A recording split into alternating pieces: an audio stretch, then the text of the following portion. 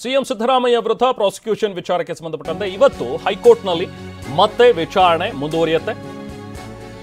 CM Siddaramaiah ಅವರ ಅರ್ಜಿಯ ಒಂದು ವಿಚಾರಣೆ, ಪ್ರಾಸಿಕ್ಯೂಷನ್ಗೆ ಅನುಮತಿ ಕೊಟ್ಟಿರುವಂತದ್ದನ್ನ ಪ್ರಶ್ನಿಸಿ ಸಲ್ಲಿಸಿರುವಂತಹ ಒಂದು ಅರ್ಜಿ ಶನಿವಾರ ಸುದೀರ್ಘವಾದಂತಹ ಒಂದು ವಿಚಾರಣೆ ನಡೆದಿತ್ತು. ಅದರಂತೆ ಆಗಸ್ಟ್ 19, 29ನೇ ತಾರೀಕು ಕೂಡ ಅರ್ಜಿಯ ವಿಚಾರಣೆಯನ್ನು ನಡೆಸಿದಂತಹ ಹೈಕೋರ್ಟ್ ಇವತ್ತಿಗೆ ವಿಚಾರಣೆಯನ್ನ ಮುಂದೂಡಿತ್ತು. ಸೊ ಹಾಗಾಗಿ ಇವತ್ತು ಮತ್ತೆ ವಿಚಾರಣೆ ಆರಂಭವಾಗುತ್ತೆ. ಸಿಎಂ ಸಿದ್ದರಾಮಯ್ಯ ವಿರುದ್ಧದ ಪ್ರಾಸಿಕ್ಯೂಷನ್ ವಿಚಾರಕ್ಕೆ ಸಂಬಂಧಪಟ್ಟಂತೆ ಇರುವಂತಹ ವಿಚಾರಣೆ ಇದು. ಇವತ್ತು ಹೈಕೋರ್ಟ್ನಲ್ಲಿ ಮತ್ತೆ ವಾದ ಪ್ರತಿವಾದಗಳು ಮುಂದುವರಿಯುತ್ತೆ. ಹಾಗೆ ಇವತ್ತೇ ಆದೇಶ ಹೊರಬೀಳುತ್ತಾ ಅನ್ನುವಂಥದ್ರ ಬಗ್ಗೆನೂ ಕೂಡ ಪ್ರಶ್ನೆಗಳಿವೆ. ಯಾಕಂದರೆ ಸುದೀರ್ಘವಾದಂಥ ಒಂದು ವಿಚಾರಣೆಗಳು ನಡೆದಿರೋದ್ರಿಂದಾಗಿ ವಾದ ವಿವಾದಗಳು ಕೂಡ ಸಾಕಷ್ಟು ಇರೋದ್ರಿಂದ, ಪಾಯಿಂಟ್ಸ್ಗಳು ಸಾಕಷ್ಟು ಇರೋದ್ರಿಂದ, ಅಬ್ಸರ್ವೇಷನ್ಸ್ ಸಾಕಷ್ಟು ಇರೋದ್ರಿಂದಾಗಿ ಬಹುಶಃ ಇವತ್ತೇನಾದರೂ ಆದೇಶವನ್ನು ಕಾಯ್ದಿರಿಸಲಾಗುತ್ತಾ ಅನ್ನುವಂಥದ್ದನ್ನು ಕೂಡ ಈಗ ನೋಡಬೇಕು. ಇನ್ನೇನು ಕೆಲವೇ ಹೊತ್ತಿನಲ್ಲಿ ಹೈಕೋರ್ಟ್ನಲ್ಲಿ ವಿಚಾರಣೆ ಆರಂಭವಾಗುತ್ತೆ. ಇನ್ನು ಇವತ್ತು ಸಿಎಂ ಸಿದ್ದರಾಮಯ್ಯ ಪಾಲಿಗೆ ನಿರ್ಣಾಯಕ ದಿನ. ಶನಿವಾರ ರಾಜ್ಯಪಾಲರ ವಿಶೇಷ ಕಾರ್ಯದರ್ಶಿ ಪರ ತುಷಾರ್ ಮೆಹ್ತಾ ಹಾಗೂ ದೂರುದಾರರ ಪರ ಇಬ್ಬರು ವಕೀಲರು ವಾದ ಮಂಡನೆ ಮಾಡಿದರು. ಹಲವು ಪ್ರಕರಣಗಳನ್ನು ಉಲ್ಲೇಖಿಸಿ ಸಿಎಂ ವಿರುದ್ಧ ಪ್ರಾಸಿಕ್ಯೂಷನ್ಗೆ ರಾಜ್ಯಪಾಲರು ಅನುಮತಿ ನೀಡಿರೋದು ಸರಿ ಇದೆ ಅಂತ ಹೇಳಿ ವಾದಿಸಿದ್ರು. ಆದರೆ ವಿಚಾರಣೆಯನ್ನ ಕೋರ್ಟ್ ಇವತ್ತಿಗೆ ಮುಂದೂಡಿಕೆ ಮಾಡಿದ್ದಾರೆ.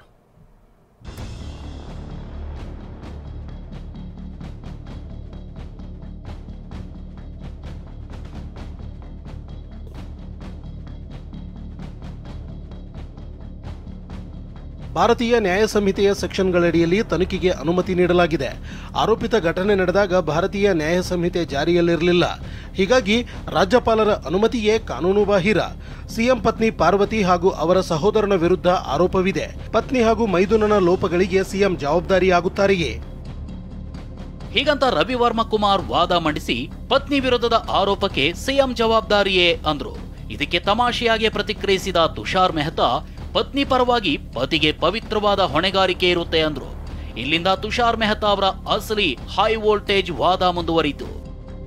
ರಾಜ್ಯಪಾಲರು ಅಂತಿಮ ತೀರ್ಪು ನೀಡಿಲ್ಲ. ಅವರು ಸಕಾರಣಗಳನ್ನ ನೀಡಬೇಕಿಲ್ಲ. 17A ಅಡಿಯಲ್ಲಿ ಮೇಲ್ನೋಟಕ್ಕೆ ಅಪರಾಧ ಕಂಡು ಬರುತ್ತದೆಯೇ, ಅಪರಾಧದ ಅಂಶಗಳಿವೆಯೇ ಇಲ್ಲವೇ ಎಂಬುದನ್ನ ನೋಡಬೇಕು. ರಾಜ್ಯಪಾಲರು ಸಂಪೂರ್ಣ ವಿವರ ನೋಡಿದ್ರೆ ತನಿಖೆ ಮೇಲೆ ಪ್ರಭಾವ ಬೀರುತ್ತದೆ. ಹೀಗಾಗಿ ವಿವೇಚನೆ ಬಳಸಿಯೇ ರಾಜ್ಯಪಾಲರು ತೀರ್ಮಾನಿಸಬೇಕು. ರಾಜ್ಯಪಾಲರು ಆಗಸ್ಟ್ 14ರಂದೇ ಎಲ್ಲ ಕಡತಗಳನ್ನು ನೋಟ್ಸ್ ಮಾಡಿದ್ದಾರೆ. ದೂರಿನ ವಿವರ, ಕ್ಯಾಬಿನೆಟ್ ಸಲಹೆ ಎಲ್ಲವನ್ನ ಪರಿಶೀಲಿಸಿ ಆದೇಶಿಸಿದ್ದಾರೆ.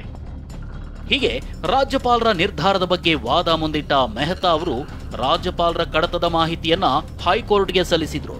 ಇದಾದ ನಂತರ ಲಲಿತಾ ಕುಮಾರಿ ಪ್ರಕರಣದ ತೀರ್ಪು ಪ್ರಸ್ತಾಪಿಸಿ ಭ್ರಷ್ಟಾಚಾರ ನಿಗ್ರಹ ಕಾಯ್ದೆಯ 17A ವ್ಯಾಪ್ತಿಯನ್ನ ವಿವರಿಸಿದ್ರು. ಭ್ರಷ್ಟಾಚಾರ ತಡೆ ಕಾಯ್ದೆ 17A ವ್ಯಾಪ್ತಿ ಪರಿಗಣಿಸಬೇಕು. ಪೊಲೀಸ್ ಅಧಿಕಾರಿ ತನಿಖೆಗೂ ಮೊದಲು ಅನುಮತಿ ಪಡೆಯಬೇಕು. ಪ್ರಕರಣ ಗಂಭೀರವಾಗಿದ್ರೆ FIR ದಾಖಲಿಸಬೇಕು. ತಹಸೀಲ್ದಾರ್ ಆಗಿರಲಿ, ರಾಜ್ಯಪಾಲರಾಗಲಿ ಕರ್ತವ್ಯ ಪಾಲಿಸಬೇಕು. ಸೆಕ್ಷನ್ 19 ಅಡಿ ರಾಜ್ಯಪಾಲರು ಅನುಮತಿ ನೀಡಿಲ್ಲ. 17A ಅಡಿ ಅನುಮತಿ ನೀಡಿದ್ದಾರೆ. ಇದು ತನಿಖೆಗೆ ನೀಡಿರುವ ಅನುಮತಿ ಎಂದಷ್ಟೇ ಪರಿಗಣಿಸಬೇಕು. 17A ಅಡಿ ಅನುಮತಿ ಇಲ್ಲದೆ ಪೊಲೀಸರು ತನಿಖೆ ನಡೆಸುವಂತಿಲ್ಲ ಎಂದಿದೆ. ಆದರೆ ಪೊಲೀಸರು ಅನುಮತಿ ಪಡೆಯಬೇಕೆಂದು ಉಲ್ಲೇಖವಾಗಿಲ್ಲ. ಯಾರು ಬೇಕಾದರೂ ಸಕ್ಷಮ ಪ್ರಾಧಿಕಾರಿಯ ಅನುಮತಿ ಪಡೆಯಬಹುದು. 17A ಅಡಿ ಸಹಜ ನ್ಯಾಯ ಪಾಲಿಸಬೇಕು ಅನ್ನೋದಾದರೆ FIR ದಾಖಲಿಸುವ ಮುನ್ನವೂ ಪಾಲಿಸಬೇಕೇ? FIR ದಾಖಲಿಸುವ ಮುನ್ನವೂ ಆರೋಪಿ ವಾದ ಆಲಿಸಬೇಕೇ? ಹೀಗಂತ ನ್ಯಾಯಮೂರ್ತಿಗಳು ಪ್ರಶ್ನಿಸಿದ್ರು. ಇದಕ್ಕುತ್ತರಿಸಿದ ಮೆಹ್ತಾ, 17A ಅಡಿ ಅನುಮತಿ ನೀಡೋ ಮೊದಲು ಪ್ರಾಥಮಿಕ ತನಿಖೆಯೂ ಬೇಕಿಲ್ಲ ಅನ್ನೋದು ನನ್ನ ವಾದ ಅಂದ್ರು. ರಾಜ್ಯಪಾಲರ ಆದೇಶದ ಮೂಲ ಪ್ರತಿಯನ್ನ ಕೋರ್ಟ್ಗೆ ಸಲ್ಲಿಸಿದ್ರು. ಹೀಗೆ ರಾಜ್ಯಪಾಲರ ನಿರ್ಧಾರ ಮತ್ತು 17A ವ್ಯಾಪ್ತಿಯ ಬಗ್ಗೆ ವಿವರ ಕೊಟ್ಟ ಮೆಹ್ತಾ ಅವರು ಕ್ಯಾಬಿನೆಟ್ ನಿರ್ಣಯದ ಬಗ್ಗೆನೂ ಪ್ರಸ್ತಾಪಿಸಿದ್ರು. ಜುಲೈ 26ರಂದು ರಾಜ್ಯಪಾಲರು ಶೋಕಾಸ್ ನೋಟಿಸ್ ನೀಡಿದ್ರು. ಜುಲೈ 27ರಂದು ಅಡ್ವೊಕೇಟ್ ಜನರಲ್ ಅಭಿಪ್ರಾಯ ಪಡೆದು ಕ್ಯಾಬಿನೆಟ್ ಮುಂದಿಡುವಂತೆ ಮುಖ್ಯ ಕಾರ್ಯದರ್ಶಿಗೆ ಸೂಚಿಸಿದ್ದಾರೆ.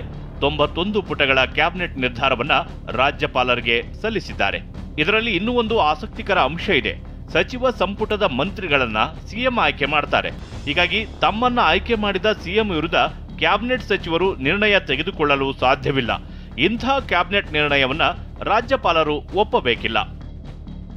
ಹೀಗೆ ಕ್ಯಾಬಿನೆಟ್ ನಿರ್ಣಯವನ್ನೇ ಒಪ್ಪಬೇಕಿಲ್ಲ ಎಂದ ಮೆಹ್ತಾ, ಸಿದ್ದರಾಮಯ್ಯ ಪುತ್ರ ಯತೀಂದ್ರ ಮುಡಾ ಸಭೆಯಲ್ಲಿ ಭಾಗಿಯಾಗಿದ್ದರೆಂಬ ವಿಚಾರವನ್ನು ಪ್ರಸ್ತಾಪಿಸಿದ್ರು. ಅಡ್ವೊಕೇಟ್ ಜನರಲ್ ಅಭಿಪ್ರಾಯವನ್ನ ಕಾಮ ಫುಲ್ ಸ್ಟಾಪ್ ಬಿಡದೆ ಕ್ಯಾಬಿನೆಟ್ ನಿರ್ಣಯ ಕಾಪಿ ಮಾಡಿದೆ.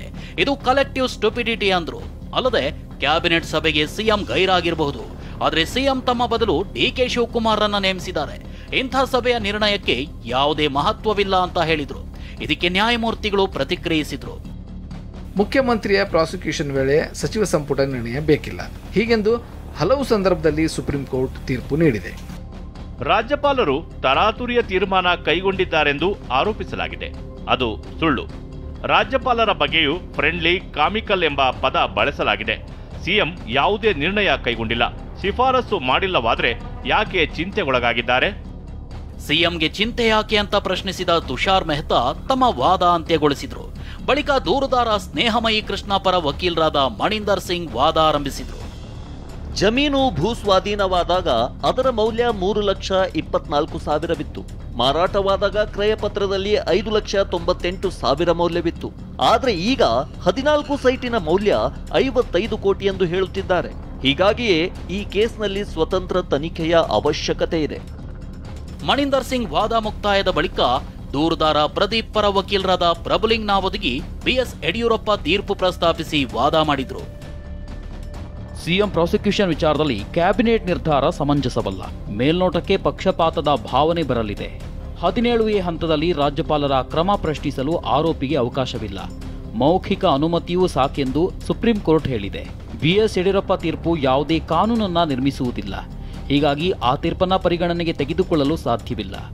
ಎಫ್ಐಆರ್ ದಾಖಲಾದ ಬಳಿಕವಷ್ಟೇ ಆರೋಪಿಗೆ ಅದನ್ನ ಪ್ರಶ್ನಿಸುವ ಹಕ್ಕು ಬರಲಿದೆ. ಹೀಗಾಗಿ ರಾಜ್ಯಪಾಲರ ಆದೇಶ ರದ್ದು ಮಾಡಬಾರದು ಅಂತ ಪ್ರಭುಲಿಂಗ್ ನಾವದಗಿ ಮನವಿ ಮಾಡಿದ್ರು. ಇದಾದ ನಂತರ ಡಿಜೆ ಅಬ್ರಹಾಂ ಪರ ವಕೀಲ ರಂಗನಾಥ್ ರೆಡ್ಡಿ ವಾದ ಆರಂಭಿಸಿದ್ರು. ಡಿನೋಟಿಫಿಕೇಶನ್ ಆದಾಗ ಸಿದ್ದರಾಮಯ್ಯ ಡಿಸಿಎಂ ಆಗಿದ್ರು. ಭೂಮಿ ಪರಿವರ್ತನೆ ಆದಾಗ್ಲೂ ಸಿದ್ದರಾಮಯ್ಯ ಡಿಸಿಎಂ ಆಗಿದ್ರು. 50-50 ಹಂಚಿಕೆ ಕೇಳಿದಾಗ ಸಿದ್ದರಾಮಯ್ಯ ಸಿಎಂ ಆಗಿದ್ರು ಅಂದ್ರು. ಯಾವುದೇ ಜಮೀನು ಕಳೆದುಕೊಳ್ಳದೆ ಸಿಎಂ ಪತ್ನಿ ಪರಿಹಾರ ಪಡೆದಿದ್ದಾರೆ ಅಂತ ಆರೋಪಿಸಿದ್ರು. ರಮೇಶ್, TV9 ಬೆಂಗಳೂರು. ಇನ್ನೇನು ಇವತ್ತು ಸ್ವಲ್ಪ ಹೊತ್ತಿನಲ್ಲಿ ಇವತ್ತು ಮಧ್ಯಾಹ್ನ ಇನ್ನೇನು ವಿಚಾರಣೆ ಆರಂಭವಾಗುತ್ತೆ ಹಾಕೊಂಡ್ನಲ್ಲಿ ಮತ್ತಷ್ಟು ಡೀಟೇಲ್ಸ್ ಪಡೆಯೋಣ. ನಾವು ಪ್ರತಿನಿಧಿ ರಮೇಶ್ ನಮ್ಮ ಜೊತೆಗೆ ಜಾಯ್ನ್ ಆಗಿದ್ದಾರೆ, ಹಾಗೆ ಪ್ರಸನ್ನ ಕೂಡ ನಮ್ಮ ಜೊತೆಗೆ ಜಾಯ್ನ್ ಆಗಿದ್ದಾರೆ. ರಮೇಶ್, ಇವತ್ತು ನಡೆಯಲಿರುವಂತಹ ಒಂದು ಕೋರ್ಟ್ನ ಕಲಾಪ ವಿಚಾರಣೆಗಳು, ಸೊ ಇವತ್ತು ಏನೆಲ್ಲ ಇದೆ ಪ್ರೊಸೀಡಿಂಗ್ಸ್ ಕೋರ್ಟ್ನಲ್ಲಿ? ಯಾಕಂದರೆ ಶನಿವಾರವೂ ಕೂಡ ಸುದೀರ್ಘವಾದಂಥ ಒಂದು ವಿಚಾರಣೆ ನಡೆದಿತ್ತು, ಅದಕ್ಕಿಂತ ಮುಂಚೆ 2 ದಿನ ಕೂಡ ವಿಚಾರಣೆ ನಡೆದಿದೆ. ಸೊ ಇವತ್ತು ಯಾರು ವಾದವನ್ನು ಮಂಡಿಸ್ತಾರೆ, ಏನೇನು ನಡೆಯುತ್ತೆ, ಇವತ್ತಿನ ಒಂದು ಕಲಾಪ ಹೇಗಿರುತ್ತೆ, ಏನು ಡೀಟೇಲ್ಸ್ ಇದೆ ರಮೇಶ್? ರೆಹಮಾನ್, ಇದು 4ನೇ ದಿನದ ವಾದ ಮಂಡನೆ ಇವತ್ತು ನಡೆಯುತ್ತೆ. ಆಲ್ಮೋಸ್ಟ್ ಬಹುತೇಕ ವಾದ ಮಂಡನೆ ಪೂರ್ಣ ಆಗಿದೆ. ಈಗ ಕೇವಲ ದೂರುದಾರ ಪರ ವಕೀಲರು ಅಂದರೆ ಒಂದಿಬ್ಬರು ವಕೀಲರು ಮಾತ್ರ ಇವತ್ತು ವಾದ ಮಂಡನೆ ಮಾಡೋದಿದೆ. ಕೋರ್ಟ್ ಕೇಳಿರುವಂಥ ಕೆಲವೊಂದು ಪ್ರಶ್ನೆಗಳಿಗೆ ಉತ್ತರಿಸುವಂಥದ್ದು ಮತ್ತು ಯಾವ ಅಂಶಗಳು ಬಿಟ್ಟು ಹೋಗಿದೆಯೋ ಅಂಥ ಅಂಶಗಳಿಗೆ ಸುಪ್ರೀಂ ಕೋರ್ಟ್ನ ತೀರ್ಪುಗಳನ್ನು ಕೊಟ್ಟು ಸ್ಪಷ್ಟನೆ ಕೊಡುವಂಥ ಕೆಲಸ ಇವತ್ತು ನಡೆಯುತ್ತೆ. ಅದೇ ರೀತಿ ಸಿಎಂ ಪರ ಇವತ್ತು ಪ್ರತಿವಾದ ಅಂದರೆ ಈಗ ಫಸ್ಟ್ನು ಅವರು ಆರ್ಗ್ಯುಮೆಂಟ್ ಶುರು ಮಾಡಿದರು.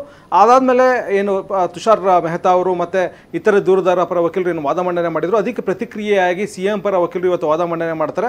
ಅದೇ ರೀತಿ ಅಡ್ವೊಕೇಟ್ ಜನರಲ್ ಕೂಡ ತಮ್ಮ ವಾದ ಮಂಡನೆಯನ್ನು ಮಾಡ್ತಾರೆ. ಹೀಗಾಗಿ ಈಗ ಏನೇನು ಪ್ರಶ್ನೆಗಳು ಉದ್ಭವ ಆಗಿದೆ, 17A ಕೆಳಗಡೆ ಪೊಲೀಸ್ ಅಧಿಕಾರಿನೇ ಏನು ಅನುಮತಿ ಪಡಿಬೇಕಾ, ಖಾಸಗಿ ದೂರುದಾರರು ಕೂಡ ಅನುಮತಿ ಪಡಿಬಹುದಾ ಬೇಡವಾ, ಜೊತೆಗೆ ಸಚಿವ ಸಂಪುಟದ ನಿರ್ಣಯವನ್ನು ರಾಜ್ಯಪಾಲರು ಒಪ್ಪಬೇಕಿಲ್ಲ ಅಂತೇಳಿ ಈಗೇನು ತುಷಾರ್ ಮೆಹ್ತಾ ವಾದ ಮಾಡಿದ್ದಾರೆ, ಅದಕ್ಕೆ ಏನು ಪ್ರತಿಕ್ರಿಯೆ ಕೊಡ್ತಾರೆ. ಅದೇ ರೀತಿ ಈ ರಾಜ್ಯಪಾಲರು ತಮ್ಮ ಒಂದು ಅಪ್ಲಿಕೇಶನ್ ಆಫ್ ಮೈಂಡ್ ಇಲ್ಲ ಅಂದರೆ ತಮ್ಮ ಆದೇಶದಲ್ಲಿ ಏನು ತಿಳಿಸದೆ ಹೋದರೂ ಕೂಡ ಸಂಪೂರ್ಣ ಅಂದರೆ ತೀರ್ಪನ್ನೇ ಕೊಡಬೇಕಾಗಿಲ್ಲ. ಅಂದರೆ ಈಗೇನು ಆರೋಪ ಮಾಡಿದ್ದಾರೆ ಅದ್ರ ಬಗ್ಗೆ ಎಲ್ಲ ಪ್ರತಿಯೊಂದಕ್ಕೂ ಕೂಡ ಅವ್ರದೇ ಆದಂಥ ತೀರ್ಪನ್ನು ಕೊಡಬೇಕಾಗಿಲ್ಲ, ಬರೀ ಅವರ ಅಪ್ಲಿಕೇಶನ್ ಅವ್ರ ವಿವೇಚನೆ ಬಳಸಿದ್ದಾರೆ ಅಂತ ತೋರಿಸಿದ್ರೆ ಸಾಕು ಅಂತೇಳಿ ಈಗೇನು ತುಷಾರ್ ಮೆಹ್ತಾ ಅವರು ವಾದ ಮಾಡಿದ್ದಾರೆ. ಅದಕ್ಕೆ ಪ್ರತಿಕ್ರಿಯೆಯಾಗಿ ಸಿಂಘ್ವಿ ಅವರು ಏನು ವಾದ ಮಾಡ್ತಾರೆ ಅನ್ನೋದನ್ನು ನೋಡಬೇಕಾಗುತ್ತೆ. ಯಾಕಂದರೆ ಅವರು ನಬಮ್ ರೇಬಿಯಾ ಕೇಸನ್ನೇ ಮುಂದಿಟ್ಕೊಂಡು ಇದುವರೆಗೂ ಕೂಡ ಸಿಂಘ್ವಿ ಅವರು ವಾದ ಮಂಡನೆ ಮಾಡ್ತಾ ಇದ್ದಾರೆ. ಆದರೆ MP ಪೊಲೀಸ್ ಎಸ್ಟಾಬ್ಲಿಷ್ಮೆಂಟ್ ಕೇಸಲ್ಲಿ ಏನು ಸಚಿವ ಸಂಪುಟದ ನಿರ್ಣಯವನ್ನು ರಾಜ್ಯಪಾಲರು ಒಪ್ಪಬೇಕಿಲ್ಲ ಅನ್ನುವಂಥ ಒಂದು ಏನು ತೀರ್ಪಿದೆ ಅದನ್ನು ಪ್ರಮುಖವಾಗಿ ತುಷಾರ್ ಮೆಹ್ತಾ ಅವರು ಪ್ರಸ್ತಾಪ ಮಾಡಿದ್ದಾರೆ. ಇದ್ರ ಜೊತೆಗೆ ಹೈಕೋರ್ಟ್ ಕೂಡ ಒಂದು ಪ್ರಶ್ನೆ ಮುಂದಿಟ್ಟಿದೆ, ಸಿಎಂ ಅವರ ಮೇಲೆ ಏನೇನು ಆರೋಪಗಳಿದೆ ಅನ್ನೋದನ್ನು ಇದುವರೆಗೂ ಕೂಡ ಸ್ಪಷ್ಟವಾಗಿ ಯಾರು ಹೇಳಿಲ್ವಲ್ಲ ಅನ್ನೋಂಥ ಒಂದು ಪ್ರಶ್ನೆಗೆ ಅದಕ್ಕೂ ಕೂಡ ದೂರುದಾರ ಪರ ವಕೀಲರು ಸ್ವಲ್ಪ ಮಟ್ಟಿಗೆ ವಾದ ಮಂಡನೆಯನ್ನು ಮಾಡಿದ್ದಾರೆ. ಪ್ರತಿ ಹಂತದಲ್ಲೂ ಅಂದರೆ ಡಿನೋಟಿಫಿಕೇಶನ್ ಆದಾಗ ಸಿದ್ದರಾಮಯ್ಯ ಅವರು DCM ಆಗಿದ್ರು, ಅದೇ ರೀತಿ ಕನ್ವರ್ಷನ್ ಆದಾಗ ಅವರು DCM ಆಗಿದ್ರು, ಅದೇ ರೀತಿ 50-50 ಸೈಟ್ ಹಂಚಿಕೆ ಆದಾಗ ಅವರು CM ಆಗಿದ್ರು, ಅಂದರೆ ಈ ಒಂದು ಅರ್ಜಿಯನ್ನು ಕೊಟ್ಟಾಗ ಅವರು CM ಆಗಿದ್ರು ಅನ್ನೋಂಥ ವಾದ ಮಂಡನೆಯನ್ನು ಮಾಡಿದ್ದಾರೆ. ಹೀಗಾಗಿ ಎಲ್ಲೋ ಒಂದು ಕಡೆ CM ಅವರ ಒಂದು ಪಾತ್ರ ಇದೆ ಅಂತೇಳಿ ಎಸ್ಟಾಬ್ಲಿಷ್ ಮಾಡುವಂಥ ಒಂದು ಪ್ರಯತ್ನವನ್ನು ಮಾಡಿದ್ದಾರೆ. ಅದೇ ರೀತಿ ಮಣಿಂದರ್ ಸಿಂಗ್ ಕೂಡ ಇದೇ ರೀತಿಯಾದಂಥ ಒಂದು ಪ್ರಯತ್ನವನ್ನು ಮಾಡಿದ್ದಾರೆ ದೂರುದಾರ ಪರ ವಕೀಲರು. ಈ ಕೇಸ್ನಲ್ಲಿ CM ಅವರು ಕೇವಲ 6 ಲಕ್ಷ ಬೆಲೆ ಬಾಳುವಂಥ ಜಮೀನನ್ನು 55 ಕೋಟಿಗೆ ಅವರು ಏನೋ ಈಗ ಮಾರ್ಪಡಿಸ್ಕೊಂಡಿದ್ದಾರೆ. ಹೀಗಾಗಿ ಅಷ್ಟೊಂದು ಅಕ್ರಮ ಲಾಭವನ್ನು ಪಡ್ಕೊಂಡಿದ್ದಾರೆ ಅನ್ನೋವಂಥ ರೀತಿಯಲ್ಲಿ ಪರೋಕ್ಷವಾಗಿ ಅವರು ಆರೋಪವನ್ನು ಮಾಡಿದ್ದಾರೆ. ಹೀಗಾಗಿ ಈ ಎಲ್ಲ ಅಂಶಗಳನ್ನು ಇಟ್ಕೊಂಡು ಈಗಾಗಲೇ ಹೈಕೋರ್ಟ್ ಅಂದರೆ ಬಹುತೇಕ ವಾದ ಮಂಡನೆ ಪ್ರಕ್ರಿಯೆಯನ್ನು ಪೂರ್ಣಗೊಳಿಸಿದೆ, ವಿಚಾರಣೆ ಪ್ರಕ್ರಿಯೆ ಪ್ರಕ್ರಿಯೆಯನ್ನು ಪೂರ್ಣಗೊಳಿಸಿದೆ. ಇವತ್ತಿನಿದ್ರು ಏನು ಉಳಿದಿದೆ, ಬಾಕಿ ಉಳಿದಿರುವಂಥ ವಾದ ಮಂಡನೆ ಇವತ್ತು ನಡೆಯುತ್ತೆ. ಮತ್ತು ಇವತ್ತು ವಾದ ಮಂಡನೆ ಪೂರ್ಣ ಆದ ಮೇಲೆ ಕೋರ್ಟು ಆದೇಶವನ್ನು ಕಾಯ್ದಿರಿಸುವಂಥ ಸಾಧ್ಯತೆಗಳು ಹೆಚ್ಚಾಗಿವೆ. ಒಂದು ವೇಳೆ ಆದೇಶವನ್ನು ಕೋರ್ಟ್ ಕಾಯ್ದಿರಿಸಿದರೆ ಇವತ್ತು ಇನ್ನು ಕೆಲವು ದಿನಗಳ ನಂತರ ಇದಕ್ಕೆ ಸಂಬಂಧಪಟ್ಟಂತೆ ಕೋರ್ಟ್ ತನ್ನ ತೀರ್ಪನ್ನು ಪ್ರಕಟಿಸುವಂಥ ಸಾಧ್ಯತೆ ಇದೆ. ಇವತ್ತೇ ಅಂತಿಮ ತೀರ್ಪು ಹೊರಗಡೆ ಬರುವಂಥ ಸಾಧ್ಯತೆಗಳು ತೀರಾ ಕಡಿಮೆ ಅಂತ ಹೇಳ್ಬೋದು. ಓಕೆ ರಮೇಶ್, ಹೋಲ್ಡ್, ನಾನು ಮಾತಾಡ್ತೀನಿ. ಹಾಗೆ ಪ್ರಸನ್ನ ಅವರಿಂದ ಪೊಲಿಟಿಕಲ್ ಆಂಗಲ್ನಲ್ಲಿ ಮತ್ತಷ್ಟು ಡೀಟೇಲ್ಸ್ ಅನ್ನು ಪಡಿತಾ ಹೋಗೋಣ. ಇನ್ನು ಚಾಮುಂಡಿ ದೇಗುಲದ ಭೇಟಿಯನ್ನು ಈಗ ಸದ್ಯಕ್ಕೆ ಸಿಎಂ ಸಿದ್ದರಾಮಯ್ಯ ಅವರು ಮುಂದೂಡಿದ್ರು. ಇವತ್ತು ಬೆಳಿಗ್ಗೆ ಇನ್ಫ್ಯಾಕ್ಟ್ ಚಾಮುಂಡಿ ದೇವಾಲಯಕ್ಕೆ ಹೋಗಬೇಕಾಗಿತ್ತು, ಆದರೆ ನಾಳೆ ದೇವಿ ದರ್ಶನವನ್ನ ಮಾಡ್ತಾರೆ ಸಿದ್ದರಾಮಯ್ಯ ಅನ್ನುವಂಥದ್ದು ಸಿಕ್ಕಿರುವಂಥ ಮಾಹಿತಿ. ಹೈಕೋರ್ಟ್ನಲ್ಲಿ ಪ್ರಾಸಿಕ್ಯೂಷನ್ನ ಅನುಮತಿ ಪ್ರಶ್ನಿಸಿ ಸಿಎಂನ ಅರ್ಜಿ ವಿಚಾರಣೆ ಇವತ್ತೇನು ನಡೆಯುತ್ತೆ. ಇವತ್ತು ಮಧ್ಯಾಹ್ನ ಇರುವಂಥ ಒಂದು ವಿಚಾರಣೆ, ಇವತ್ತು ಕೂಡ ಸುದೀರ್ಘವಾಗಿ ವಿಚಾರಣೆ ನಡೆಯುವಂಥ ಒಂದು ಸಾಧ್ಯತೆಗಳು ಕಂಡುಬರ್ತಾ ಇವೆ. ಇದನ್ನೆಲ್ಲ ನೋಡಿಕೊಂಡು ನಾಳೆ ಬಹುಶಃ ಅವರು ಮೈಸೂರಿನಲ್ಲಿ ಚಾಮುಂಡಿ ಬೆಟ್ಟಕ್ಕೆ ತೆರಳುವಂಥ ಸಾಧ್ಯತೆಗಳಿವೆ. ಸಂಜೆ 7 ಗಂಟೆ ಅಷ್ಟರಲ್ಲಿ ವಿಶೇಷ ವಿಮಾನದಲ್ಲಿ ಮೈಸೂರಿಗೆ ಹೋಗ್ಬೋದು, ಸಿಎಂ ಹೋಗ್ತಾರೆ ಅನ್ನುವಂಥದ್ರ ಬಗ್ಗೆ ಡೀಟೇಲ್ಸ್ ಇದೆ. ಇವತ್ತು ರಾತ್ರಿ ತವರು ಜಿಲ್ಲೆ ಮೈಸೂರಿನಲ್ಲೇ ವಾಸವೇ ಹೂಡಿ ನಾಳೆ ಬೆಳಿಗ್ಗೆ ಚಾಮುಂಡಿ ದರ್ಶನವನ್ನ ಸಿಎಂ ಮಾಡಲಿಕ್ಕಿದ್ದಾರೆ. ಡೀಟೇಲ್ಸ್ ನಾವು ಪ್ರತಿನಿಧಿ ಪ್ರಸನ್ನ ನೀಡ್ತಾರೆ. ಪ್ರಸನ್ನ, ಈಗ ಒಂದು ಕಡೆ ಕೋರ್ಟ್ನಲ್ಲಿ ನಡೀತಾ ಇರುವಂತಹ ಒಂದು ವಿಚಾರಣೆಗಳು, ಇದು ಒಂದು ಹಂತ ಕಾನೂನಾತ್ಮಕವಾದಂಥ ಸಮರ. ಸೊ ಪೊಲಿಟಿಕಲ್ ಆಂಗಲ್ನಲ್ಲಿ ಇದನ್ನು ನೋಡ್ತಾ ಹೋದ್ರೆ ಈಗ ಸಿಎಂ ನಿಜಕ್ಕೂ ಡಿಸ್ಟರ್ಬ್ ಆಗಿರೋ ರೀತಿಯಲ್ಲಿ ಕಾಣಿಸ್ತಾ ಇದ್ದಾರೆ. ಎಲ್ಲಿದ್ದಾರೆ ಸಿಎಂ ಈಗ ಸದ್ಯಕ್ಕೆ? ಯಾಕಂದ್ರೆ ಅವರ ಪ್ರವಾಸಗಳನ್ನೆಲ್ಲವೂ ಕೂಡ ಮುಂದೂಡಿದ್ದಾರೆ. ಏನ್ ಮಾಹಿತಿ ಸಿಗ್ತಾ ಇದೆ ಪ್ರಸನ್ನ? ರೆಹಮಾನ್, ಇಡೀ ಪ್ರಕರಣವನ್ನು ಕೇವಲ ಕಾನೂನಾತ್ಮಕ ಅಂಶಗಳಿಂದ ಮಾತ್ರ ನೋಡೋದಕ್ಕೆ ಸಾಧ್ಯವಿಲ್ಲ. ಮುಖ್ಯಮಂತ್ರಿಯ ಹುದ್ದೆ ಆಗಿರೋದ್ರಿಂದಾಗಿ ಮತ್ತು ಪಕ್ಷವೂ ಕೂಡ ಸಿದ್ದರಾಮಯ್ಯನವರ ಕಾನೂನು ತೀರ್ಪಿನ ಆಧಾರದ ಮೇಲೆ ಒಂದಷ್ಟು ನಿರ್ಣಯವನ್ನು ಕೈಗೊಳ್ಳಬೇಕಂತ ಅನಿವಾರ್ಯತೆ ಸೃಷ್ಟಿಯಾಗಿರುವಂತಹ ಕಾರಣಕ್ಕೋಸ್ಕರ ರಾಜಕೀಯವಾಗಿಯೂ ಕೂಡ ಇವತ್ತಿನ ದಿನ ಅತ್ಯಂತ ಮಹತ್ವದ್ದಾಗುತ್ತೆ. ಈ ಕಾರಣಕ್ಕೋಸ್ಕರವೇ ಸಿಎಂ ಸಿದ್ದರಾಮಯ್ಯನವರು ಈ ಮೊದಲೇ ನಿರ್ಧಾರ ಮಾಡಿದ ಪ್ರಕಾರ ಇವತ್ತು ಮೈಸೂರಿಗೆ ತೆರಳಬೇಕಾಗಿತ್ತು, ಚಾಮುಂಡಿ ಬೆಟ್ಟಕ್ಕೆ ತೆರಳಿ ಅಲ್ಲಿ ದೇವಿಯ ದರ್ಶನವನ್ನು ಪಡೆಯಬೇಕಾಗಿತ್ತು. ಆದರೆ ಹೈಕೋರ್ಟ್ನ ವಿಚಾರಣೆ ಇರುವಂತಹ ಹಿನ್ನೆಲೆಯಲ್ಲಿ ಇವತ್ತಿನ ಕಾರ್ಯಕ್ರಮವನ್ನು ರದ್ದುಪಡಿಸಿಕೊಂಡಿರುವಂತಹ ಮುಖ್ಯಮಂತ್ರಿ ಸಿದ್ದರಾಮಯ್ಯನವರು ಇವತ್ತು ಬೆಂಗಳೂರಿನಲ್ಲಿದ್ದಾರೆ. ಮಧ್ಯಾಹ್ನ 2:15 ಪ್ರಾರಂಭವಾಗುವಂತಹ ಇಂಚಿಂಚು ವಿವರಗಳನ್ನು ಕೂಡ ಗಮನ ಹರಿಸೋದಕ್ಕಾಗಿ ಅವರು ತಮ್ಮ ಸಮಯವನ್ನು ಮೀಸಲಿಟ್ಟಿದ್ದಾರೆ. ಪ್ರಮುಖವಾಗಿ ರಾಜಕೀಯವಾಗಿ ಗಮನ ಹರಿಸೋದಾದ್ರೆ ಕಾಂಗ್ರೆಸ್ ಪಕ್ಷಕ್ಕೂ ಕೂಡ ಇವತ್ತಿನ ವಿಚಾರಣೆ ಅತ್ಯಂತ ಪ್ರಮುಖ. ಏನೇನು ಅಂಶಗಳ ಆಧಾರದ ಮೇಲೆ ಮುಖ್ಯಮಂತ್ರಿಗಳ ಸಿದ್ದರಾಮಯ್ಯನವರ ಪರವಾಗಿ ವಾದವನ್ನು ಈಗಾಗಲೇ ಮಂಡಿಸಲಾಗಿದೆ ಮತ್ತು ಅದಕ್ಕೆ ದೂರುದಾರರು ಏನೆಲ್ಲ ಅಂಶಗಳನ್ನ ಕೋಟ್ ಮಾಡಿದ್ದಾರೆ ಅನ್ನುವಂಥದ್ದು ಕೂಡ ಅತ್ಯಂತ ಪ್ರಮುಖ ಆಗುತ್ತೆ. ಸಿಎಂ ಸಿದ್ದರಾಮಯ್ಯನವರಿಗೆ ಮಾತ್ರ ಈ ತೀರ್ಪು ಮಹತ್ವದ್ದಲ್ಲ, ಕಾಂಗ್ರೆಸ್ ಪಕ್ಷಕ್ಕೂ ಕೂಡ ಅತ್ಯಂತ ಪ್ರಮುಖ. ಕಾಂಗ್ರೆಸ್ ಪಕ್ಷಕ್ಕೆ ಸಿದ್ದರಾಮಯ್ಯನವರ ಅನಿವಾರ್ಯತೆ ಇರೋ ಕಾರಣಕ್ಕೋಸ್ಕರ ಸಿದ್ದರಾಮಯ್ಯನವರ ವ್ಯತಿರಿಕ್ತವಾಗಿ ತೀರ್ಪು ಬಂದಿದ್ದೇ ಆದರೆ ಅದು ಒಂದಷ್ಟು ಆತಂಕವನ್ನು ಸೃಷ್ಟಿಸಬಹುದು. ಶಾಸಕರಲ್ಲಿರಬಹುದು, ಸಚಿವರಲ್ಲಿರಬಹುದು, ದೊಡ್ಡ ಮಟ್ಟಿಗಿನ ಆತಂಕಕ್ಕೆ ಕಾರಣ ಆಗಬಹುದು. ಈ ಕಾರಣಕ್ಕೋಸ್ಕರ ಕಾಂಗ್ರೆಸ್ ಪಕ್ಷದ ಹಿರಿಯ ನಾಯಕರು ಎಲ್ಲರೂ ಕೂಡ ಇವತ್ತಿನ ಕೋರ್ಟ್ ವಿಚಾರಣೆ ಬಗ್ಗೆ ತಮ್ಮ ಗಮನವನ್ನು ಕೇಂದ್ರೀಕರಿಸಿದ್ದಾರೆ ಮತ್ತು ಯಾವ ಪ್ರಭಾವವನ್ನು ಸಿಎಂ ಸಿದ್ದರಾಮಯ್ಯನವರು ಬಳಸಿಲ್ಲ ಅನ್ನುವಂಥದ್ದನ್ನ ಇಲ್ಲಿ ಕೋರ್ಟ್ ಮುಂದೆ ಮನವರಿಕೆ ಮಾಡಿಕೊಡುವಂತಹ ಬಹುದೊಡ್ಡ ಪ್ರಯತ್ನವನ್ನ ಸಿಎಂ ಸಿದ್ದರಾಮಯ್ಯನವರ ಪರ ವಕೀಲರು ಮಾಡಬೇಕಾಗುತ್ತೆ. ದೂರುದಾರರೆಲ್ಲರೂ ಕೂಡ ಕೇವಲ ಕಾನೂನಾತ್ಮಕ ಅಂಶಗಳನ್ನ ಮಾತ್ರ ಇಲ್ಲಿ ಪ್ರಸ್ತಾಪವನ್ನು ಮಾಡ್ತಾ ಇಲ್ಲ, ರಾಜಕೀಯವಾಗಿಯೂ ಕೂಡ ಸಿಎಂ ಸಿದ್ದರಾಮಯ್ಯನವರು ನಡೆದುಕೊಂಡು ಬಂದಂತಹ ಹಾದಿ, ಅವರು ಯಾವ ಸಂದರ್ಭದಲ್ಲಿ ಉಪಮುಖ್ಯಮಂತ್ರಿ ಆಗಿದ್ರು, ಮೈಸೂರು ಉಸ್ತುವಾರಿ ಸಚಿವರಾಗಿದ್ರು, ಮುಖ್ಯಮಂತ್ರಿ ಆದಂತಹ ಸಂದರ್ಭದಲ್ಲಿ ಹೇಗೆ ಪಾರ್ವತಿ ಸಿದ್ದರಾಮಯ್ಯನವರು ಪತ್ರವನ್ನು ಬರೆದು ಮೂಡಾಗೆ ಸೈಟ್ಗಳನ್ನ ಕೊಡಬೇಕು ಅನ್ನುವಂಥ ಅರ್ಜಿಯನ್ನು ಸಲ್ಲಿಸಿದ್ರು, ಈ ಎಲ್ಲ ಅಂಶಗಳನ್ನು ಕೂಡ ಉಲ್ಲೇಖವನ್ನು ಮಾಡಿದ್ದಾರೆ. ಆ ಕಾರಣಕ್ಕೋಸ್ಕರ ರಾಜಕೀಯವಾಗಿಯೂ ಕೂಡ ಎದುರಾಳಿಗಳಿಗೆ ಇದೊಂದು ಅಸ್ತ್ರ ಕೊಟ್ಟಂತಾಗಿದೆ. ಅದನ್ನ ಕೌಂಟರ್ ಮಾಡುವಂತಹ ದೃಷ್ಟಿಯಿಂದ ವಕೀಲರು ಯಾವ ರೀತಿಯ ಅಂಶಗಳನ್ನ ಪ್ರಸ್ತಾಪ ಮಾಡಿ ಹೌದು ಸಿದ್ದರಾಮಯ್ಯನವರ ಪ್ರಭಾವ ಇಲ್ಲಿ ಇಲ್ಲ ಅನ್ನುವಂಥದ್ದನ್ನ ಕೋರ್ಟ್ಗೆ ಮನವರಿಕೆ ಮಾಡಿಕೊಟ್ರೆ ಅದು ಬಹುತೇಕ ವಿರೋಧ ಪಕ್ಷಗಳಿಗೂ ಕೂಡ ಒಂದು ರೀತಿಯ ಮನವರಿಕೆ ಮಾಡಿಕೊಳ್ಳುವಂಥ ಪ್ರಯತ್ನ ಆ ಮೂಲಕ ಆದಂತಾಗುತ್ತೆ.